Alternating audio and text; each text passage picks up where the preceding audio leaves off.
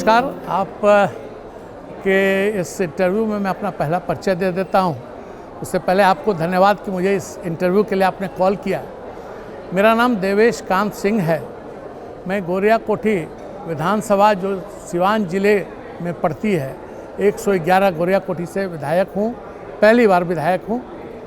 चुनाव दूसरी बार लड़ा था लेकिन जीता इस बार हूं। भारतीय जनता पार्टी से बिहार गोरिया कोठी से विधायक हूं।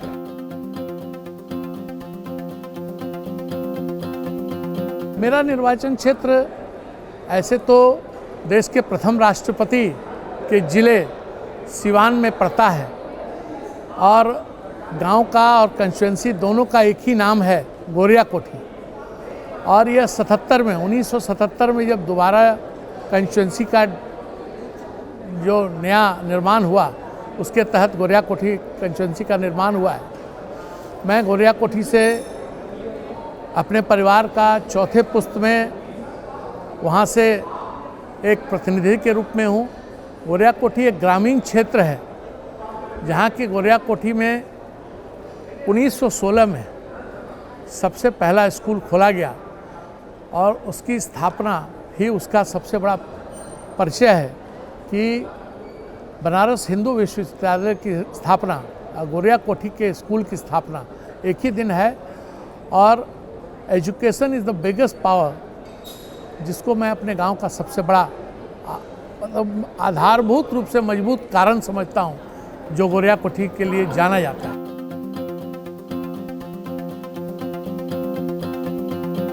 हम सोचते थे लेकिन हुआ है बड़ा शानदार आयोजन।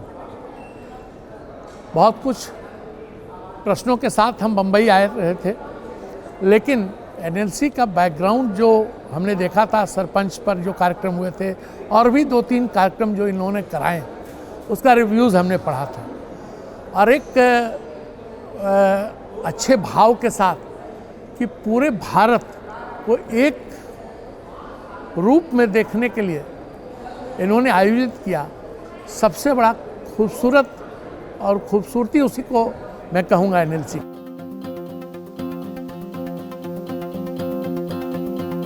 देखिए, हम एक ग्रामीण क्षेत्र में हमारा चुनाव क्षेत्र है और मैं ज़िले के सबसे बड़े चुनाव क्षेत्र जिसमें 42 पंचायत हैं और आबादी करीब करीब 8 लाख है।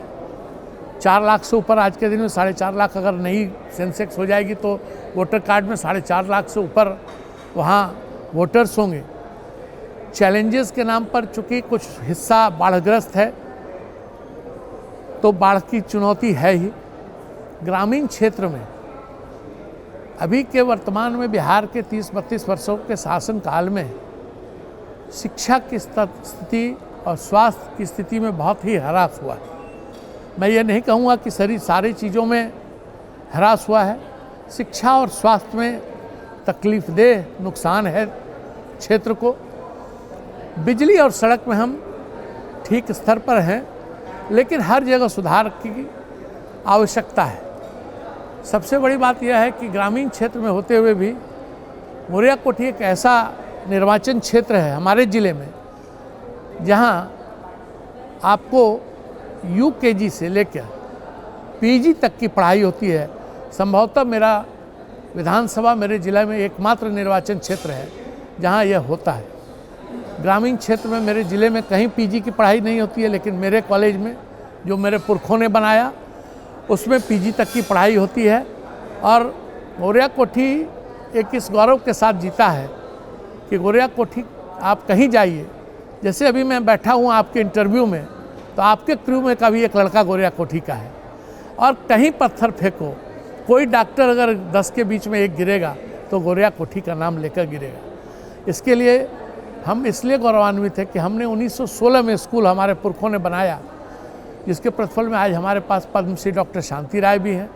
और देश ही नहीं विदेश का कोई शहर नहीं है जहां डॉक्टरों की एक लंबी फौज और इंजीनियरों की लंबी फौज गोरिया कोठी से नहीं आती है।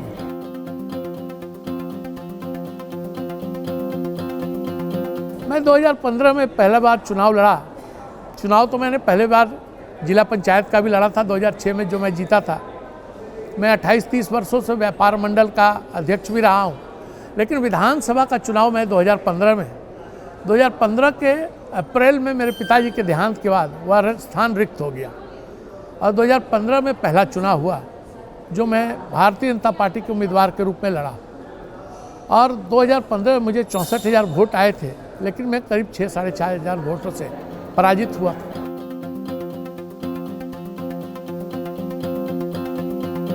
देखिए, राजनीतिक आदर्श के रूप में आज के दिन में अगर कोई नरेंद्र मोदी से हट के बात करता है तो वो गलत है, वह एक आदर्श है। लेकिन मेरे साथ मेरा एक अलग आदर्श भी है। मैं अपने परिवार में, अपने बिहार में एकमात्र चौथी पुश्त में असेंबली का मेंबर हूँ। इसलिए मैं अपने आदर्श, अपने उन पुरखों को, जिसमें मेरे ग्रेट ग्रैंडफादर जो सेंट्रल असेंबली में प्रथम हिंदी के वक्ता थे, उनको भी अपना एक आदर्श मानता हूँ, जिन्होंने हिंदी को एक स्थान दिया और महाराजाओं को हरा कर, दरभंगा महाराज को और कैलगढ़ राजा को हराकर सेंट्रल असेंबली में आए। 1952 में स्वतंत्र भारत में मेरे बाबा श्री कृष्णकांत सिंह प्रथम असेंबली के मेंबर हुए, एजुकेशन मिनिस्टर से लेकर फाइनेंस मिनिस्टर तक रहे। और मेरे पिताजी जो बाटा में जनरल मैनेजर के लेवल पर काम करते हुए भी उन्होंने रिज़ाइन करके भारतीय जनता पार्टी से पहली बार 2005 में विधायक हुए।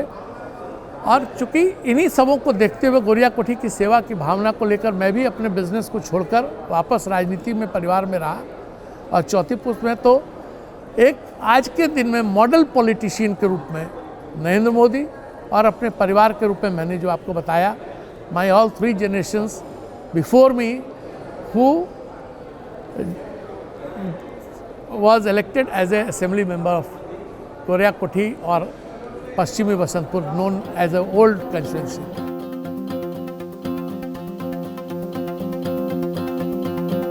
सबसे अच्छी विशेषता यह है कि हम लोकतंत्र में, प्रजातंत्र में एक भीड़ तंत्र के रूप में कभी कभी सदन के बीच में जब बैठते हैं तो आपस में उलझते हैं, मंचों पर बैठते हैं तो आपस में एक दूसरे के खिलाफ अपने सिद्धांतों के रख के एक दूसरे से विचार रखते हैं। लेकिन जब व्यक्तिगत रूप से मिलते हैं, जैसे यहाँ एनएलसी में मिले, चाहे दल सब कोई हो, मिलन सबका व्यक्तिगत था और बड़ा प्यारा ही संबंध था। इस एनएलसी के माध्यम से मैं उन सबों को भी और एनएलसी को भी विशेष धन्यवाद दूंगा कि आपने यह मौका दिया हम सबों को।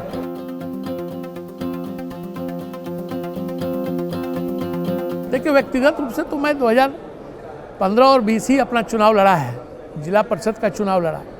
लेकिन मेरे लिए सबसे खास चुनाव था 2005। सन 2000 में मेरे परिवार के किसी सदस्य को किसी भी नेशनल पार्टी या किसी पार्टी से टिकट नहीं मिला। It was the first time in family tree कि चुनावों के बीच में पहला चुनाव जिसमें मेरे परिवार की कहीं पर प्रतिनिधित्व नहीं मिला किसी पार्टी से। तो उसको मैंने चैलेंज के रूप में लेते हुए 2001 में अपने बिजनेस को बंद कर मैं वापस अपने गांव गया और 2005 को एज ए चैलेंज लिया। पार्टी ने मेरे पिताजी को टिकट भी दिया और वह चुनाव भी जीत के आए। 1980 के बाद 2005, 25 वर्षों के अंतराल के बाद वापस असेंबली की सीट हमारे परिवार में आई। इसलिए मैं सबसे महत्वपूर्ण और मजबूत चुनाव 2005 को देखता हूँ।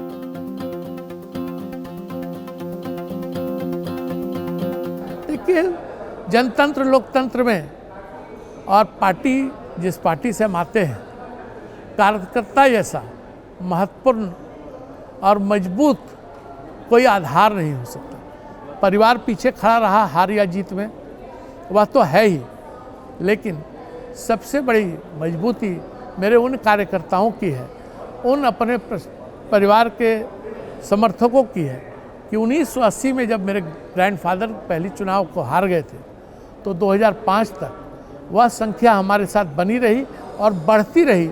7,000 पर हमारे बाबा चुनाव हारे थे।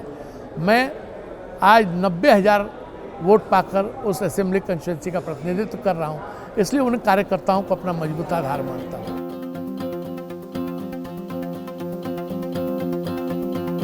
देखिए, मैं तो अपने युवा साथियों को कहता हूँ कि राजनीति तो सीखनी चाहिए और राजनीति करनी चाहिए। आप चुनाव क्षेत्र में करते हैं, चाहे चुनाव नहीं लड़के भी राजनीति समाज सेवा के रूप में की जा सकती है। मैं युवाओं को इसलिए कहता हूँ कि बहुत लोग समझते हैं पढ़कर ही नौकरी करके ज़िंदगी जी जा सकती है, लेकिन इस देश को चलाने के लिए भी तो कुछ पढ़े लिखे लोगों की, नौजवानों की ज़रूरत है।